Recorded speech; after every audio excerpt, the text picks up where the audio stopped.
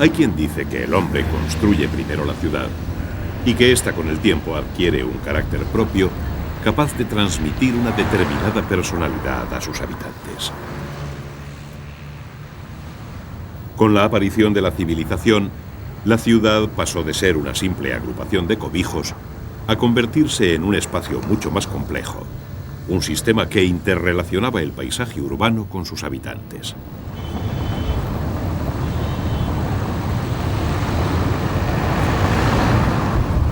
Cualquiera de los elementos más singulares de una determinada ciudad puede influir en la mentalidad de quienes los contempla día a día. La personalidad de los habitantes de Ámsterdam sería diferente sin vivir rodeados de sus canales. Sin sus rascacielos, los neoyorquinos no podrían ser como son.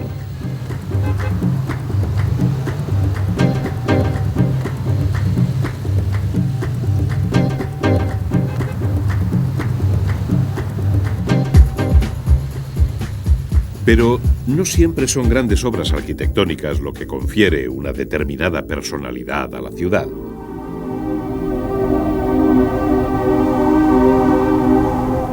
Si viajamos hacia Hualata, un lugar casi inaccesible en el desierto mauritano, veremos que el elemento que confiere una personalidad propia a esta ciudad son unas sencillas representaciones decorativas que las mujeres realizan desde hace siglos en los muros de sus casas.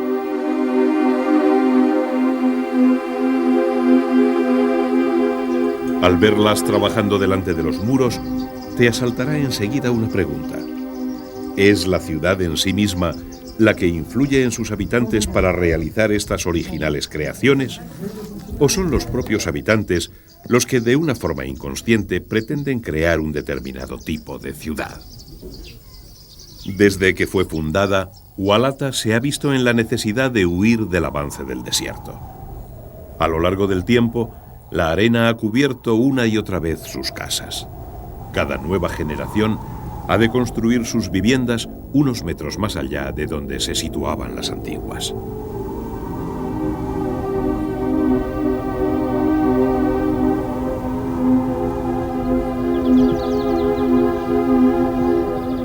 Aún sabiendo que su obra será tan efímera, las mujeres muestran con orgullo su arte popular, conscientes de que estos esgrafiados identifican a Hualata en todo el mundo.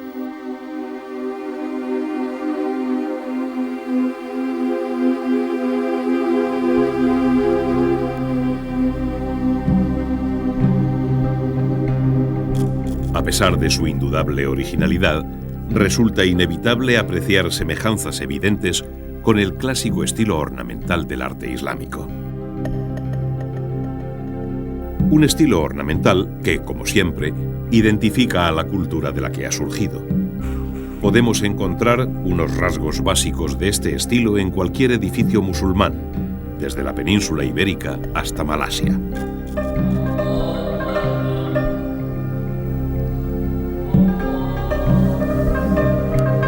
Es un estilo que ha mantenido unas constantes fijas a lo largo de la historia. Predominio de las formas geométricas, líneas entrecruzadas, paredes recargadas por la ornamentación, como si sus artífices tuvieran miedo a dejar espacios vacíos. Estos son algunos de los tópicos que nos vienen a la mente cuando tratamos de identificar el estilo decorativo de los edificios musulmanes. Y cuando queremos describir la interrelación de estos edificios en la configuración de una ciudad musulmana, acudimos sin dudarlo a nuevos tópicos: desorden urbanístico y actividad humana.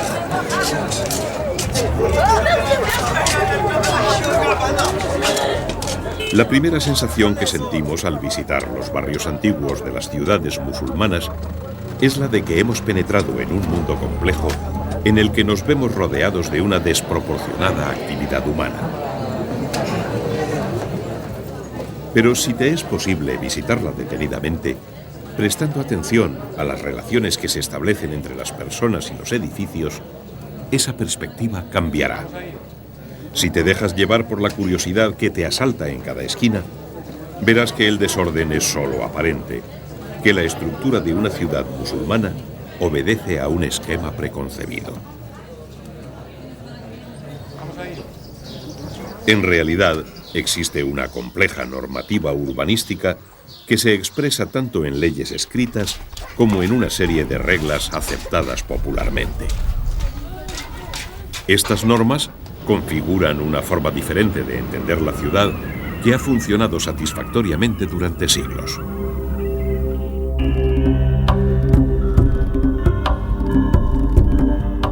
El aspecto de las antiguas ciudades medievales andalusíes debía diferenciarse poco del que presenta el barrio antiguo de cualquier ciudad islámica actual. Buena prueba de ello es que los cascos históricos de las ciudades andaluzas aún conservan un trazado heredado de aquella época.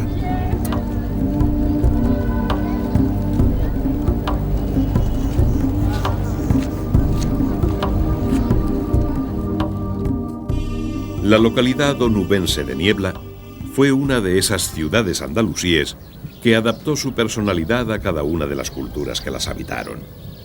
Cuando se produjo la conquista musulmana, los árabes conservaron el trazado urbanístico romano que ya existía.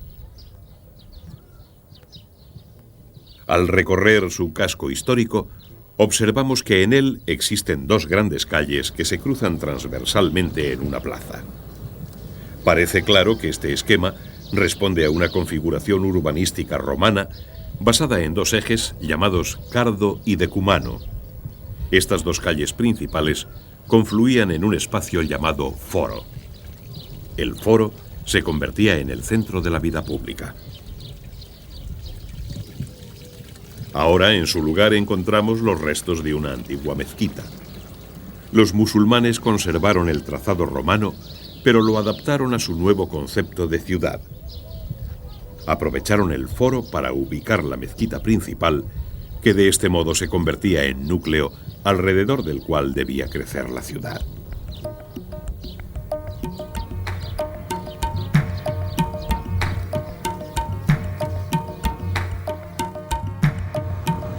Como ocurría en las ciudades andalusíes, en los cascos antiguos de las ciudades musulmanas es difícil encontrar calles rectas. La explicación es que su trazado urbanístico posee un diseño arborescente y no rectilíneo. Las calles principales unen la plaza de la mezquita con las puertas de las murallas.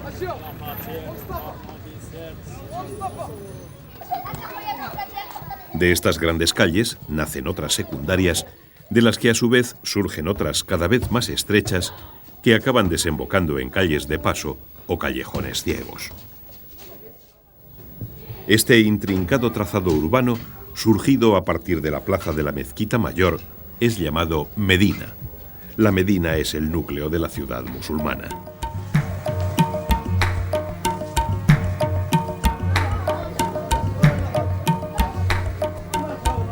Para un visitante extranjero es fácil desorientarse en medio de una Medina actual.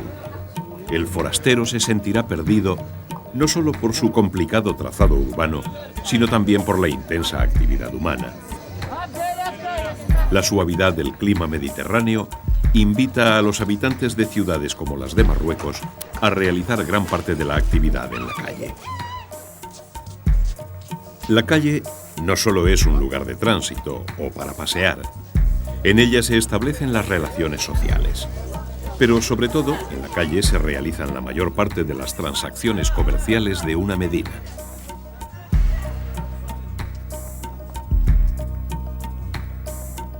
Dentro de la calle, los mercados o zocos constituyen las zonas más activas. Aquí es fácil encontrar artesanos realizando su trabajo a la puerta de sus comercios o incluso en la misma calle. Sus locales son al mismo tiempo talleres y tiendas. Lo normal es que los diferentes artesanos de un mismo gremio se agrupen en determinadas calles o en barrios propios.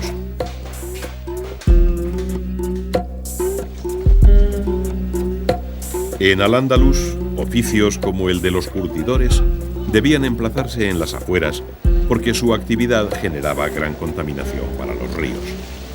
Por esa razón, eran llevados a los arrabales, barrios que se situaban fuera de la Medina.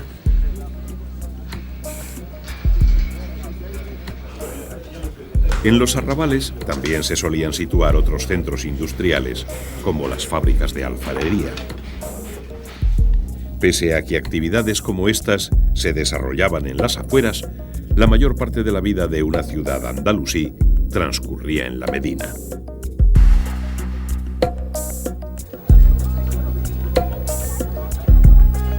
La Medina estaba dividida en numerosos barrios. Uno de ellos era la Judería o barrio judío. En Fez, a la judería se le llama Mellah. En Al-Ándalus, las juderías estaban formadas por conjuntos de casas cerradas alrededor de un patio.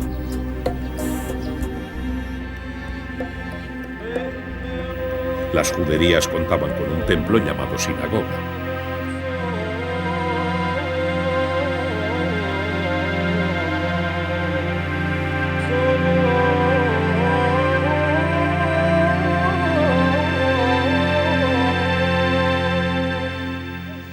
La Medina de las ciudades medievales contaba con murallas propias, al margen de las demás zonas de la ciudad.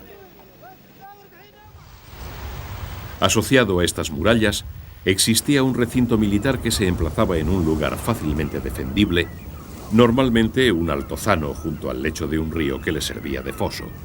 Era la alcazaba de la ciudad. Las ciudades costeras contaban con un puerto que en ocasiones estaba dotado de atarazanas para construir embarcaciones.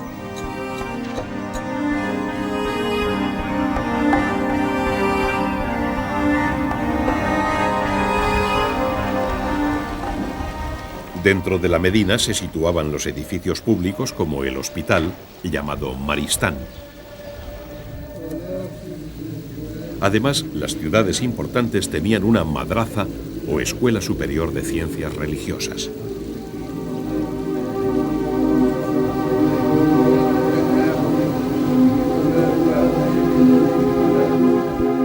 Las madrazas siempre han sido construidas en relación a una mezquita importante. La mezquita es un edificio omnipresente en toda ciudad islámica. Allá donde se esté, sea en un pequeño arrabal o en el corazón de la Medina de una metrópoli musulmana, el alminar de la mezquita se hará siempre visible.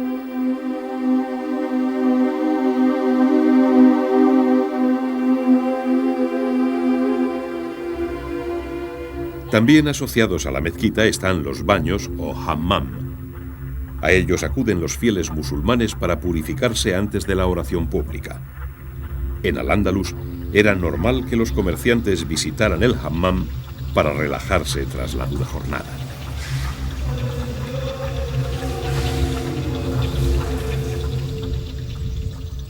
Tras un baño reconfortante, estos mercaderes buscaban alojamiento en un funduk. El funduk era una posada almacén donde podían depositarse las mercancías y alojarse tanto los comerciantes como sus caballerías. En la civilización islámica, la calle es considerada un bien común, abierto a la libre circulación de transeúntes y mercancías. Para regular este uso público, existe un derecho consuetudinario muy desarrollado que se apoya en la ley islámica o sharia. Pero en Al-Ándalus la ley protegía también la intimidad de cada familia. Existía una norma según la cual no era lícito que dos puertas estuviesen enfrentadas en la misma calle. Quedaba prohibido también la construcción de una ventana desde la cual fuera posible ver el patio de un vecino. Leyes como estas servían para proteger las viviendas de miradas indiscretas. Pero si tienes curiosidad por conocer el interior de una casa andalusí, lo mejor es visitar el Museo Arqueológico de la localidad murciana de Cieza.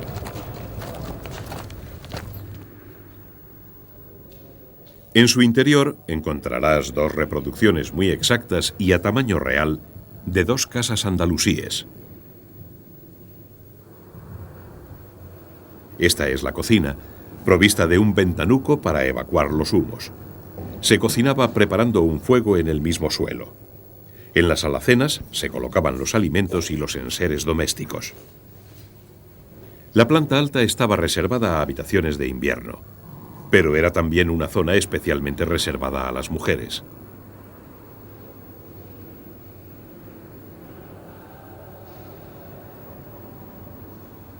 Estas casas reproducen dos de las más de 700 viviendas catalogadas en el cercano yacimiento de Siassa, una antigua ciudad andalusí.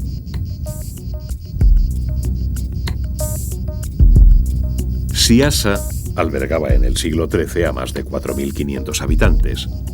Con la conquista cristiana, esta ciudad andalusí fue abandonada y su población desplazada a un nuevo asentamiento que dio lugar a la actual Cieza. Ese abandono en el que quedó sumida Siassa nos ha permitido conocer fielmente cómo era la estructura urbanística de una ciudad andalusí a través de sus restos arqueológicos.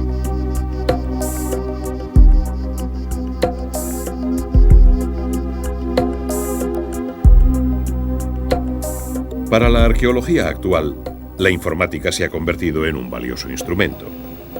En la Escuela de Estudios Árabes de Granada existe tecnología muy avanzada con la que, por ejemplo, es posible recrear virtualmente el interior de una vivienda andalusí.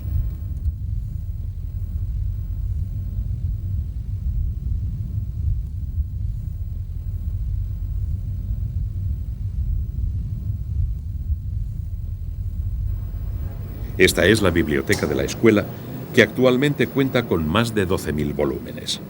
El centro se ha convertido en un foco de investigación para estudiantes españoles, pero también para muchos investigadores provenientes de países musulmanes. La escuela está ubicada en antiguas viviendas moriscas.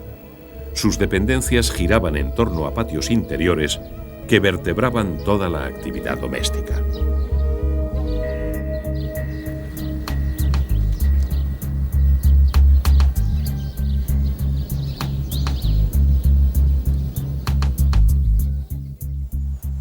En Granada todavía es posible encontrar casas andalusíes habitadas como la que posee el arquitecto Carlos Sánchez en la Carrera del Darro.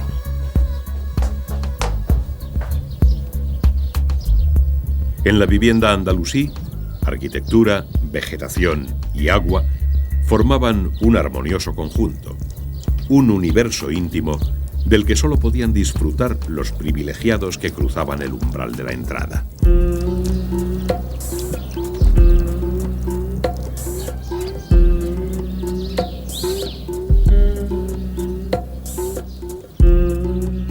La casa andalusí miraba al exterior con discreción, buscando panorámicas parciales del entorno que la envolvía.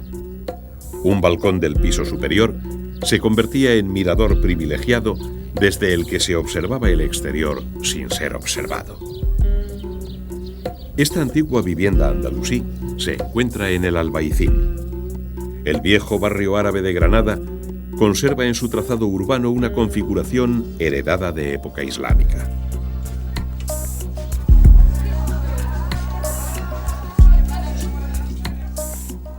Una de las características que identifican al Albaicín son sus calles estrechas de complicados trazados. Paseando por el Albaicín, encontramos sobrias fachadas que encierran seguramente mansiones grandiosas. Por encima de los muros encalados aparecen los característicos tejados. Los tejados de las casas del Albaicín están recubiertos por tejas árabes. Esta teja troncocónica es llamada árabe porque probablemente fue introducida tras la conquista musulmana de la península.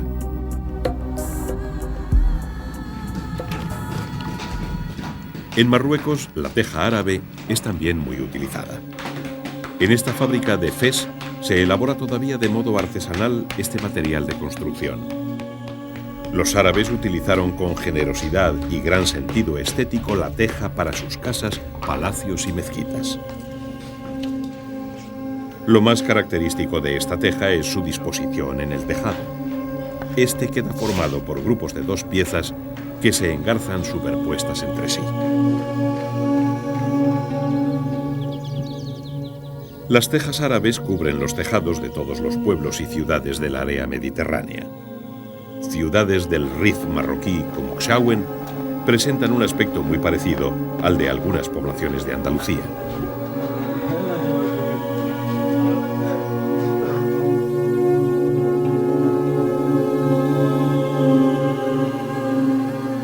Sin embargo, el aspecto urbano de muchos de los núcleos rurales de las zonas más áridas del Magreb es bien distinto. Aquí los tejados son planos y cubiertos tan solo de tierra arcillosa prensada. La tierra se sustenta sobre un entramado de cañas. En viviendas más lujosas, las cañas son trenzadas con diseños geométricos y cumplen una función ornamental.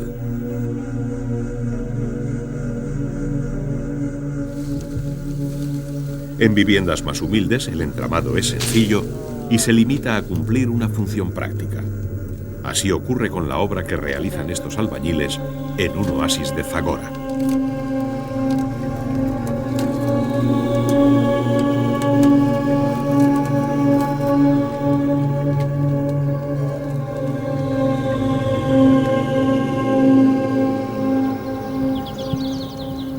Las viviendas de cubierta plana del Magreb son muy similares a las que se pueden encontrar en la Alpujarra.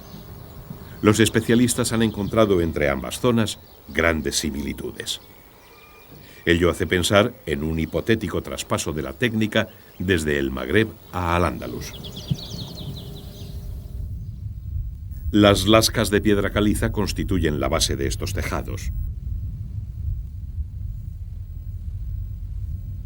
Sobre las lascas se extiende una capa de launa, masa de arcilla magnesiana de color gris que tiene propiedades impermeabilizantes. Así queda formado el techo o terrao. El paisaje rural de la Alpujarra sería inconcebible sin sus terraos.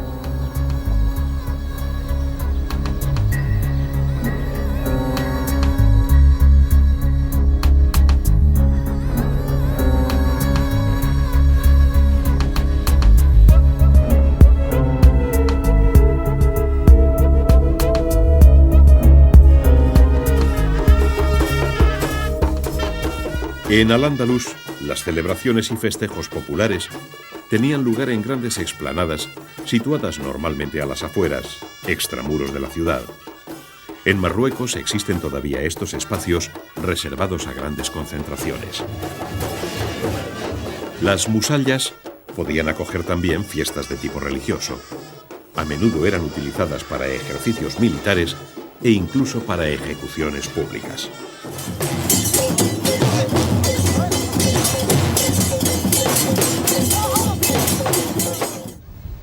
Al igual que las musallas, los cementerios se situaban siempre en las afueras de la ciudad y aislados por razones higiénicas. Sin embargo, aunque apartados, los cementerios no solían estar excesivamente alejados de la ciudad. Eso permitía visitar las tumbas dando un corto y agradable paseo.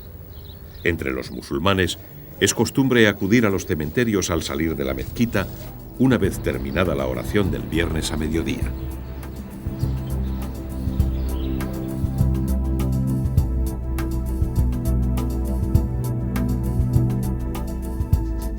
En los cementerios musulmanes suelen construirse mausoleos destinados a acoger los restos mortales de personas notables. Estos mausoleos suelen presentar una característica arquitectura. Lo normal es que estén formados por una cúpula sustentada por columnas que pueden estar unidas o no por muros. Son las llamadas cubas. Las cubas pueden ser erigidas también fuera de los cementerios, sobre todo si están dedicadas a la memoria de un hombre santo. Esto ocurre en todos los países del Islam y ocurría también en Al-Ándalus.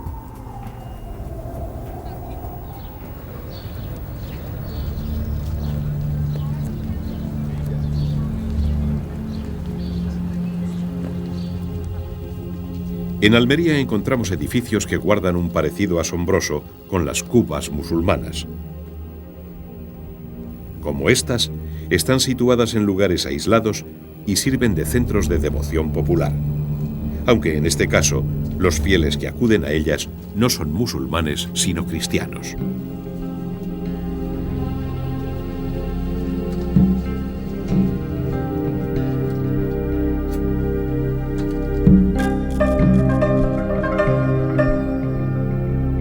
A veces estas ermitas son tan sencillas que únicamente cuentan con un altarito.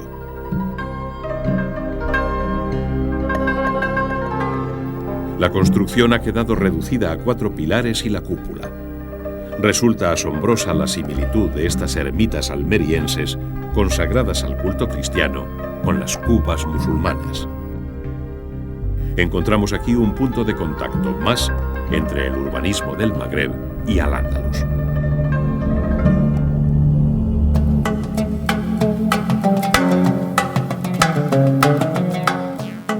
Uno de los rasgos característicos de la civilización andalusí es que en ella florecieron grandes ciudades. Cada una de estas ciudades impregnó con sus peculiaridades el carácter de sus habitantes, determinó sus relaciones económicas, conformó claramente los espacios donde debía desarrollarse la actividad pública y la vida privada de aquella perdida cultura.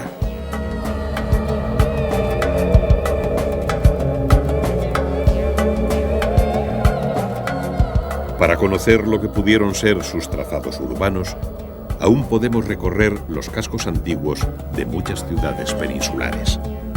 Pero para conocer cómo sus habitantes entendían la ciudad, solamente cabría pensar en viajar al otro lado del Mediterráneo.